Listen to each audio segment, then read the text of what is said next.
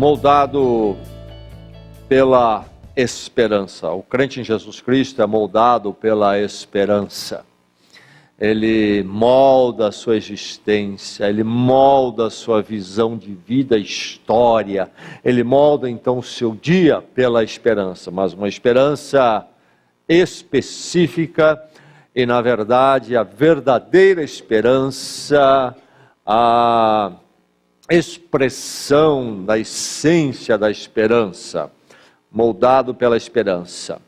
E essa esperança e esse moldar é encontrado em 2 Tessalonicenses por excelência. Podemos olhar esta segunda carta do apóstolo Paulo à igreja em Tessalônica, através desse tema,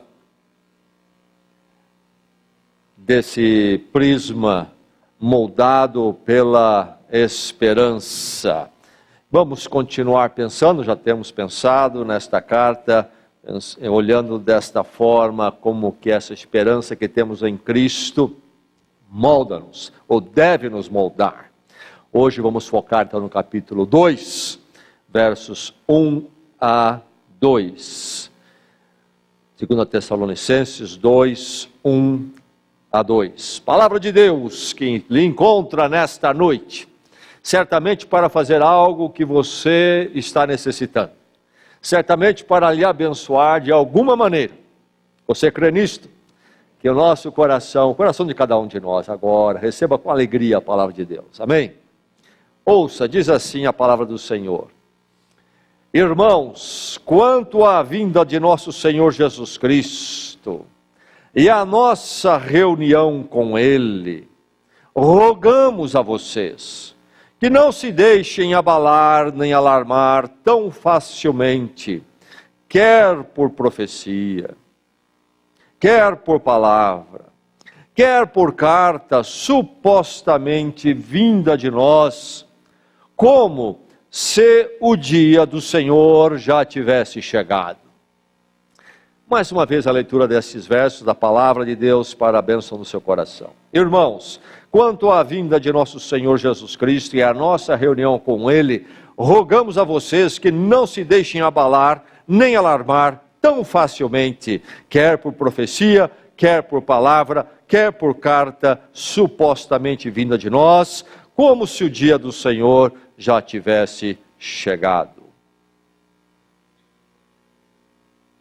Em 1874, lá nos Estados Unidos, uma pessoa chamada Russell anunciou que Cristo voltaria, e então a vinda do Senhor, que no grego é a palavra parousia, que se tornou um termo técnico para falar desta vinda, que a vinda do Senhor, a vinda de Jesus Cristo, se cumpriria em 1874. Então, antes dessa data, ele começou a ensinar isto, muitos passaram a segui-lo, creram no ensino dele. Ele usava a Bíblia. Russell era um estudioso da Bíblia, não era um ignorante. Não também propunha esta ideia da volta de Cristo em 1874, em cima apenas das suas próprias ideias. Ele tentava basear na Bíblia as profecias, etc., e sempre se usa alguns textos do Velho Testamento, não somente Apocalipse, e esta é a primeira carta de Tessalonicenses, mas alguns ensinos de Jesus Cristo sobre os últimos tempos, mas lá o livro de Daniel, particularmente o capítulo 8. Enfim, Russell disse 1874 é o ano, e colocou a data e o dia. Não aconteceu. Então ele reformulou, disse que fez umas correções, e seria no ano seguinte. Deu o dia, o mês, 1875 seria a nova data para a vinda de Cristo. Não aconteceu. Aí então reformulou-se tudo. Não se desistiu da ideia de marcar a volta de Cristo em cima de um estudo muito extenso do que a Bíblia diz. Marcaram novamente para 1914. Não aconteceu. Mas agora já um sucessor de Russell estava à frente desse movimento, o nome dele era Rutherford, e ele declarou que em 1916, ele declarou que em 1914 Jesus havia vindo sim. Esta vinda tinha acontecido, mas deu uma nova interpretação para ela. Bem, não veio em 1874, não veio em 1875, não veio em 1914. O que fazer agora? Em 1916 surgiu a explicação a partir de Rutherford. E ele propôs que Jesus, ensinou que Jesus veio em 1914, mas de uma forma invisível. E colocou então que Satanás foi expulso do céu e reina na terra, trazendo os piores dias para a humanidade. E Cristo agora reina absolutamente dos céus. Ele assumiu em 1914 esta função, e de lá ele reina absolutamente sobre a terra, e também isto é perceptível através de alguns sinais, etc. Bem, é daí que vem os testemunhos de Jeová. E eles vivem em cima deste ensino sobre a vinda de Jesus Cristo. E se você entrar nos estudos dele, é sobre isso que eles vão falar. E se você der um pouco de tempo para eles são ensinados a olhar a Bíblia toda deste ângulo, e parece, se você conversar com eles, que a Bíblia só fala sobre isto, sobre esta vinda de Jesus Cristo aqui, etc., desta forma. Começa então com Russell, prevendo aí duas, depois uma vez, depois uma terceira mais longe, Rutherford, e em 1916, justificando a não vinda em 1914 com uma outra explicação. Não, houve uma vinda invisível. E aí está esse movimento, e as pessoas vão de porta em porta para falar e ensinar isto aí. E fazem isto toda hora e todo momento. Mas esse equívoco não é original dos Testemunhos de Jeová e seus fundadores. William Miller, nos Estados Unidos, ainda preveu que 23 de março de 1843 seria o dia da vinda de Jesus Cristo. Não se realizou. Pessoas se prepararam, muitos até abandonaram as suas coisas. Chegou o dia, grande grupo de pessoas seguiu o pastor Miller. Não aconteceu em março de 1843. Então, ele fez um reestudo, ele tinha se enganado em alguns pontos, e reestudou as profecias da Bíblia, etc., fez as contas e marcou para 22 de outubro de 1844. Não aconteceu. O pastor Miller caiu em si, uma tristeza muito grande, publicou um texto dizendo que ele estava errado, que ele não devia ter nunca feito isto. Ele, no seu entusiasmo, talvez até com boa intenção, fez o que não deve fazer. A Bíblia ensina para não fazer isto, mas na sua ansiedade havia feito e pedia perdão, etc., etc. Mas aqueles que seguiram Miller, nem todos desistiram da ideia. E então, o que fazer com a segunda data? Jesus Cristo não veio. O grupo que permaneceu na ideia desta data explicou que se entendeu errado, porque se entendeu, quando Miller falou que Jesus Cristo vinha, que ele vinha para purificar a terra, etc., a igreja, não é? A vinda de Cristo. E que o que aconteceu é o seguinte, é que há o santuário nos céus. O que havia em Jerusalém, há nos céus agora. Então Cristo saiu do lugar santo dos santos para o segundo compartimento, para purificar aquele templo lá nos céus. Então é isso que aconteceu. Ele está no primeiro estágio da outra vinda final que ainda vai acontecer. Os adventistas são os que caminham com esta ideia. A igreja adventista do sétimo dia. Surgem destes líderes com esta explicação. E isto é parte da teologia deles. É sacrossanto isso aqui no ensinamento dos adventistas. Esta saída de Jesus de um compartimento para o grande santuário lá nos céus, está purificando lá, preparando então para a vinda. Mas houve essa vinda outra, que foi explicada assim. Esses dois casos são únicos da história do cristianismo. Há outros casos. Quando se trabalhou com ansiedade em cima da Bíblia, tentando se chegar a uma ideia mais precisa, um entendimento mais preciso da volta de Jesus Cristo, E aquela ansiedade cresceu, e o exercício dos números aumentou, até que se começou de uma ansiedade, de se ter o pensamento de que Cristo está realmente às portas, passou-se a querer saber o dia, e a coisa vai caminhando assim, até que se chega a marcar o dia.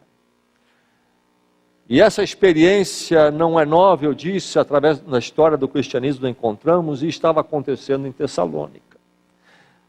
A primeira carta aos Tessalonicenses, o apóstolo Paulo fala a eles sobre a vinda de Jesus Cristo. Ensina. E aí Paulo ouve falar, depois da sua primeira carta, de como entrou ensinos errados naquela igreja. E nós lemos aqui, ele diz, nem por carta nossa, como se o dia de Cristo já havia acontecido. Isto é, alguém tinha falado ali que tinha se cumprindo a volta de Jesus Cristo de alguma forma. E uma série de problemas surgiu ali. Alguns abandonando a responsabilidade com a vida. Jesus Cristo já voltou. Outros em grande tristeza, porque se ele voltou, será que eu não deveria ser, então, levado ao encontro dele, ou subido aos céus, encontrar com ele no ar, e não fui, o que aconteceu comigo, etc.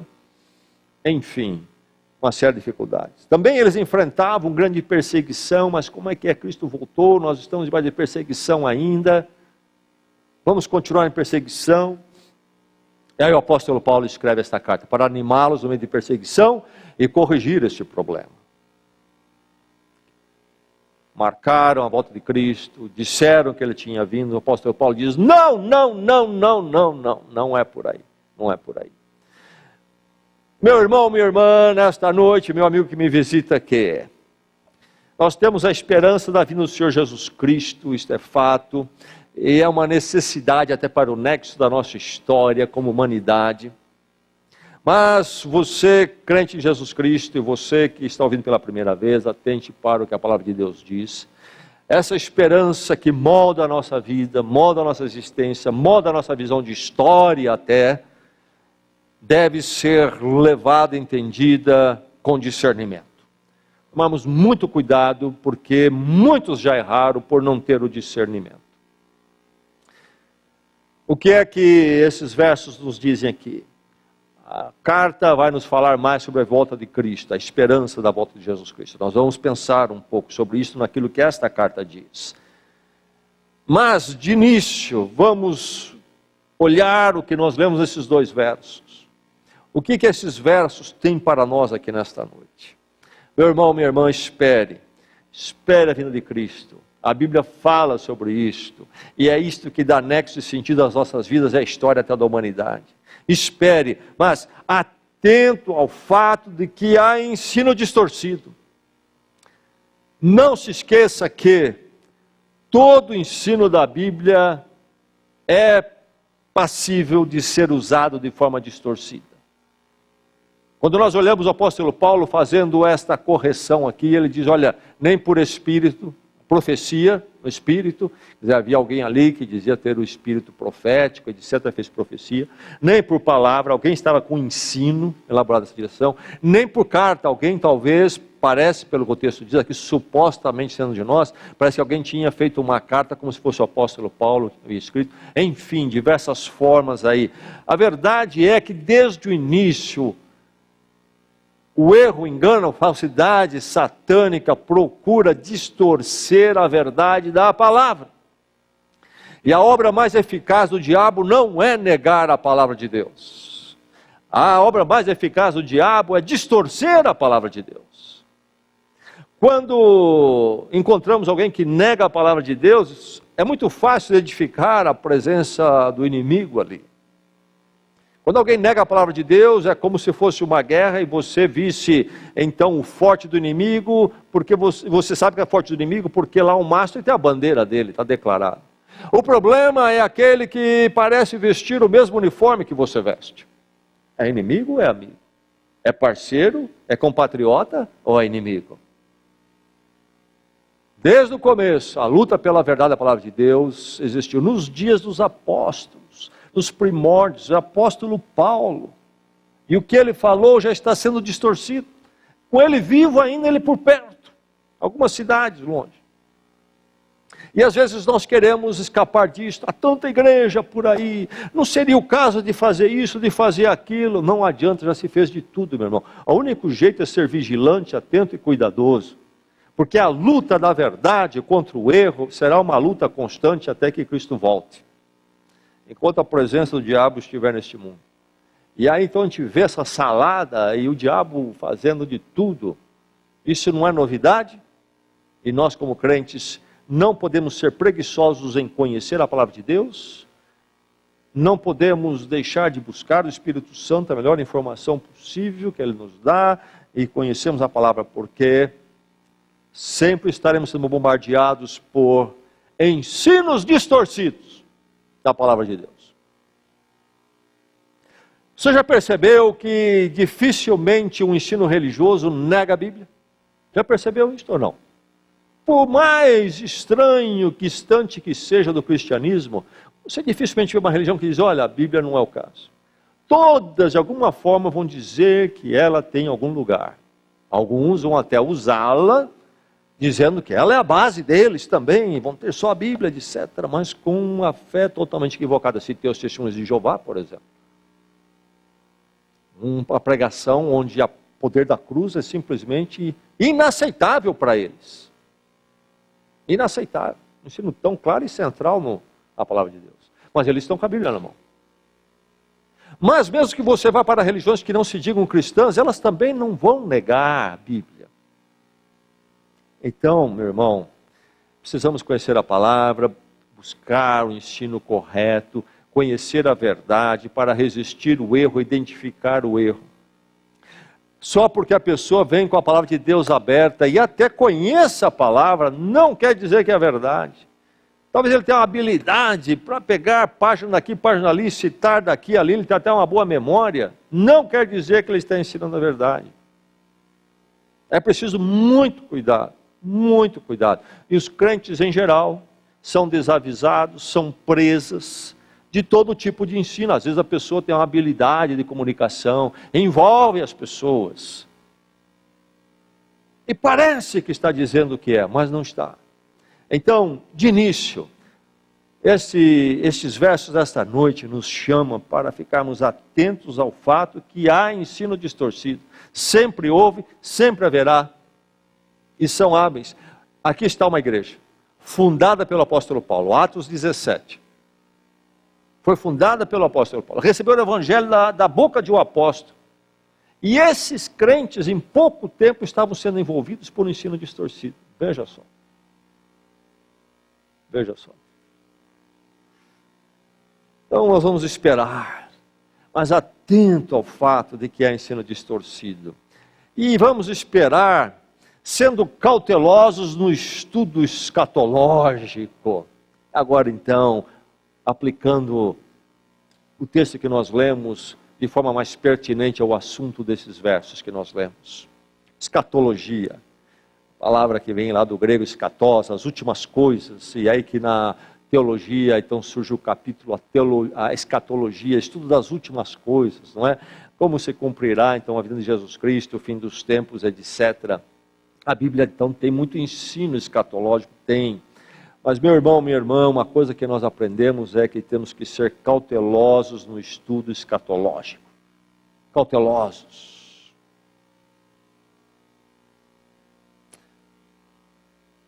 Aqui estão nossos irmãos em Tessalônica. E veja só o problema lá. Veja só o problema. E nós olhamos na história, veja o problema. Eu quero dizer aqui para vocês, do meu coração, a minha posição particular, que eu lido com escatologia de forma muito humilde. Tanto que eu já li e estudei. Quanto mais leio e estudo, mais humilde e modesto eu fico na minha abordagem disto na palavra de Deus. Não tenho dificuldade com os textos quando eu leio. Eles não me deixam dúvida da minha esperança, daquilo que Deus tem para frente, etc. Mas quando se fala em estudo escatológico, logo se fala em se colocar todas as passagens dentro de um sistema organizado, bonitinho, onde tudo está resolvido e tudo está claro, dentro de um esquema, se entendeu tudo. Aí você olha a Bíblia, você não encontra realmente aquele esquema, você percebe que é uma tentativa de harmonizar diversos ensinos em diversos lugares. E na minha modéstia eu quero dizer o seguinte, talvez alguns são mais inteligentes que eu, certamente, são e conseguem ir mais longe, mas eu declaro aqui, do meu ponto de vista, o seguinte, meus irmãos, nessa área nós não sabemos tudo. Nós não sabemos tudo. E eu quero dizer que eu tenho lá meu entendimento, minha convicção. Há 3, pelo menos, sistemas básicos escatológicos que se aborda. Um é chamado de pós-milenismo, isto é, a pregação, o evangelho vai influenciar a terra e mudar toda a terra. Então, aí quando tudo for mudado pelo evangelho, então Cristo vem, tudo se cumpre, etc. Então, pós-milenismo, isto é, a vinda de Cristo é depois de toda a ordem, que seria aquela do milênio, figurativamente falando aqui nesse sistema, tomasse conta da terra. Eu creio que esta não é bíblica, ainda que muitos crentes fiéis e legítimos creram nisso no passado, e alguns creem até hoje, mas no passado ainda foi forte, crentes firmes. Creio que eu tenho mais dificuldade em entender que a Bíblia ensina isto. Temos o amilenismo, outra proposta, uma outra interpretação em relação ao milênio, e há muitos crentes e teólogos sérios que creem nesta posição. E a outra que é, então, o pré-milenismo, isto é, Cristo viria antes de se cumprir um milênio na terra, etc. E tem um pouco mais de paz com esta, mas aí dentro dela algumas diversificações, algumas vertentes diferentes, e mesmo dentro desses sistemas, o último que eu caminho melhor, as coisas não se parecem tão claras para mim, como parecem muito claras para muitos crentes, pastores e professores. Tenho muitas questões. E quando eu chegar no céu, vou perguntar tudo isso. E vou ser esclarecido. Leio muito, já li muito sobre isso. Eu quero propor uma modéstia. Talvez podemos abraçar até algumas posições, entendermos, olha, a Bíblia diz isto, diz aquilo, e temos as convicções, mas surgiram uma modéstia em tudo isso, tem uma humildade. Não sabemos tudo. Mas, meu irmão, não quer dizer que não sabemos o suficiente. O que eu e você precisamos para andar com o Senhor e sermos moldados pela esperança, a Bíblia nos diz claramente. A Bíblia não nos diz no ar. A Bíblia não nos deixa desprovidos. A vinda do Senhor, o dia do Senhor, o apóstolo Paulo fala aqui nesses 2 versos, para não falar de mais nenhum. Claro, evidente. Há um dia do Senhor, há a vinda do Senhor. Há o dia quando diz ele o quê? Seremos reunidos com ele. Essa esperança ninguém tira de nós, essa esperança a Bíblia não deixa obscuro, é muito claro, podemos acordar cada dia diante dessa esperança, moldado por essa esperança. E graças a Deus por essa abençoada esperança. Sabemos que podemos esperar, porque há o que esperar, a palavra de Deus deixa muito claro. Algo maravilhoso, algo categórico, suficiente. Então, meu irmão, minha irmã, vamos ser cautelosos no estudo escatológico. Toda vez que você encontra alguém muito animado, que tem todas as explicações, o mapa montado, cuidado, vá com cuidado, muito cuidado, seja cauteloso. Esperemos. Esperemos evitando as ansiedades das especulações. Esperemos evitando as ansiedades das especulações. Eu creio que esses 2 versos nos dão uma boa vacina aí contra essa ansiedade, essas especulações. Nós somos seres especulativos, naturalmente. Nós somos seres que temos uma facilidade de sermos atraídos àquilo que se chama sensacionalismo, aquilo que é diferente. E quando se fala, então, escatologia, nós vamos estudar o fim dos tempos, a volta de Jesus Cristo, há um entusiasmo, o pessoal se agrupa. E eu noto assim que há lá dentro um desejinho, olha, vamos saber tudo. E quem sabe até vai dar para saber o dia. Se a gente puder saber o dia. Jesus Cristo já avisou. Ninguém sabe o dia nem a hora. Não foi isso que Jesus Cristo falou? Ninguém sabe. Então, meu irmão, consolo da palavra, esperança da palavra, mas sem esta ansiedade, esse desejo especulativo, e achar que nós vamos descobrir tudo e sabemos tudo, e então tudo estará resolvido. O apóstolo Paulo diz o quê? Não se deixem abalar, nem alarmar facilmente, tão facilmente. Você leu isso comigo aqui nesses versos? Leu? Não se deixem abalar, nem alarmar tão facilmente. Como o crente tão facilmente se alarma e se abala com isto? É preciso tomar muito cuidado. Evite ansiedade e especulações. Ninguém vai apresentar um segredo aí que ninguém tem. Escatologia como um esoterismo. Eu tenho um ensino aqui secreto. Você vem, ninguém sabe, eu vou te mostrar. Muito cuidado com isto. Evitando as ansiedades, as especulações. Leia a Bíblia. E tome a Bíblia pelo que ela diz onde você lê. Principalmente isto. E descanse na grande e abençoada esperança. O dia do Senhor, a vinda do Senhor, seremos reunidos com Ele. Espere. Espere aguardando sempre num viver responsável. Em Tessalônica, nós vamos ver mais à frente, aconteceu algo. Como aconteceu nesses eventos que eu falei, esses momentos que eu falei aqui dos Estados Unidos, e aconteceu em outras épocas da história do mundo, o quê? As pessoas abandonaram a responsabilidade com a vida em nome do cumprimento da abençoada esperança da vinda de Jesus Cristo. Essa espiritualidade que nos tira da responsabilidade da vida. Toda espiritualidade que nos tira da responsabilidade da vida não é bíblico. Parece ser bíblico. Largue a vida, abandone a vida. Quando eu terminei meu curso de bacharel e eu tinha o desejo, entendi, essa é a vontade de Deus para a minha vida, estudar mais, eu ouvi de pastor que eu estava perdendo tempo por estudar mais. O importante é sair pregando, etc. Não precisa estudar mais, não. Espiritualidades, bem intencionadas até, mas que nos levam a abandonar as responsabilidades da vida. Lá nos Estados Unidos, anunciou-se o dia, dias antes, começaram a abandonar as casas.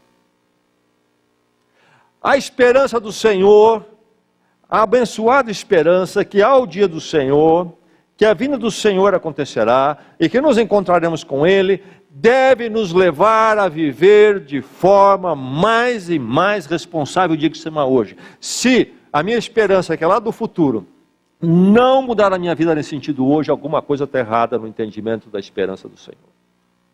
Porque se o Senhor vem, e Ele é o Senhor da história, isso quer dizer que eu devo viver para Ele então, e faz sentido viver para Ele, com Ele o melhor que eu puder, daquilo que Ele me der, hoje, no meu trabalho, na minha família, na minha igreja.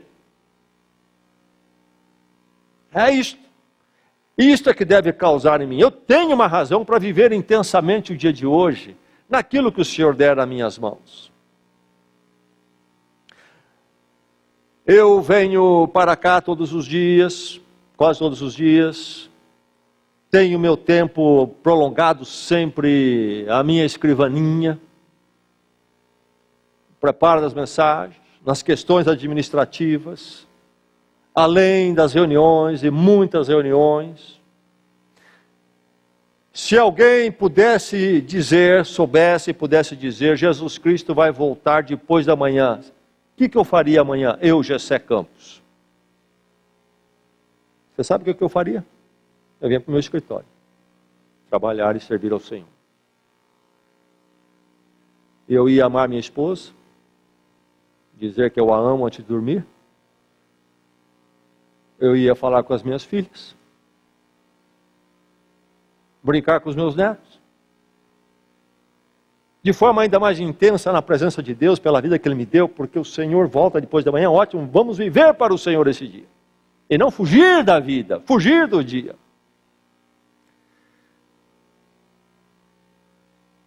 Vamos aguardar num viver responsável. Lá em Tessalonicenses causou confusão. E nunca isso aconteça conosco. Espiritualidades que nos levam a fugir da vida, da família, do matrimônio, do trabalho, da igreja, da responsabilidade financeira, etc. Espere ciente que o crente saberá quando acontecer. É isso que o apóstolo Paulo diz para eles aqui.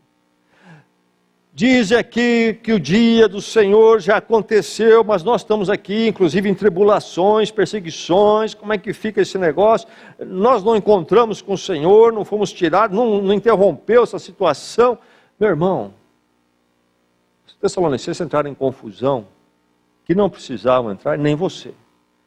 Eu disse que nós precisamos ser modestos, eu pelo menos sou modesto no meu entendimento de escatologia.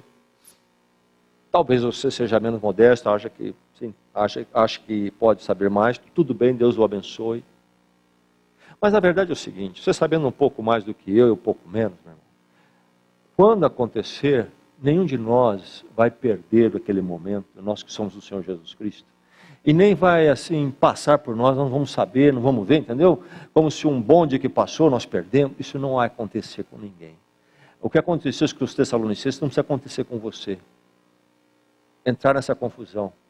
Não sabemos, sabemos pouco, sabemos mais, mas é o seguinte, quando chegar a hora, meu irmão, todo crente vai saber que chegou. O que vai se dar ali, nenhum crente vai ter dúvida. Nenhum crente vai ter dúvida. Aguardar no viver responsável e ciente, que o crente saberá quando acontecer. Não recebam essas cartas como se fosse supostamente de mim, como se o dia do Senhor já tivesse chegado. Eis a advertência do apóstolo Paulo. Já chegou o dia do Senhor, nós estamos aqui ainda. Cientes de que o crente saberá quando acontecer. Será espetacular. Será tremendo. E nós saberemos. Nós saberemos. Espere descansando que o glorioso dia virá. Louvado seja o Senhor. Levante amanhã. E quando você levantar amanhã, as notícias são as piores, meu irmão. Não precisa desanimar, não precisa achar que está tudo perdido. Realmente o mundo está perdido. E pode ir pior. Mas a sua vida pertence a uma história maravilhosa que dará num dia glorioso e que vem. O apóstolo Paulo fala sobre a vinda do Senhor Jesus Cristo e a nossa reunião com Ele. Louvado seja Deus.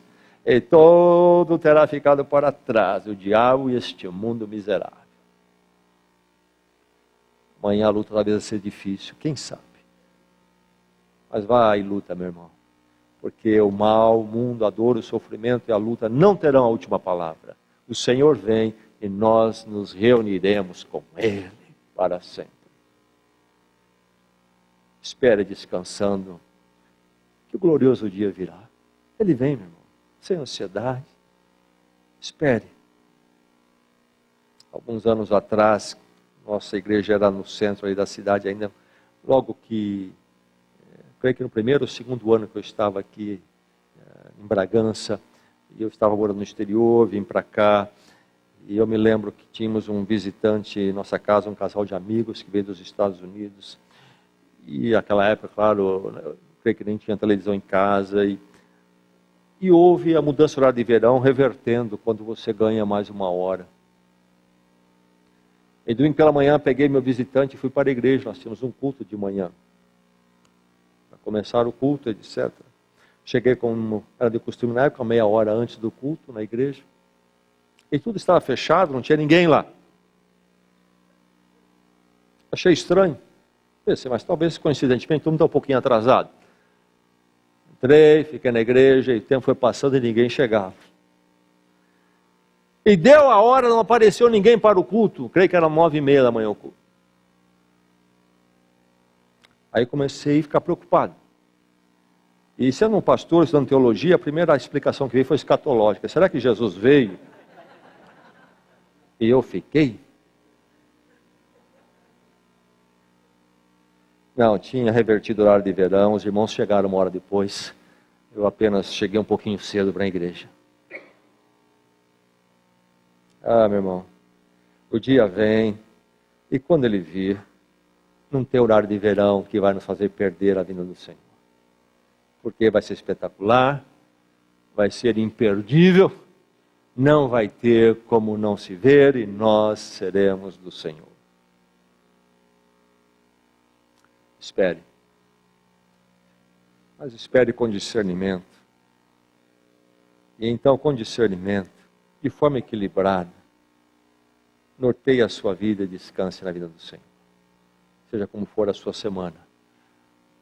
Olhe para o dia final, e olhando o dia para o final, deixe o dia final moldar o seu dia de hoje, cheio de esperança. Oremos.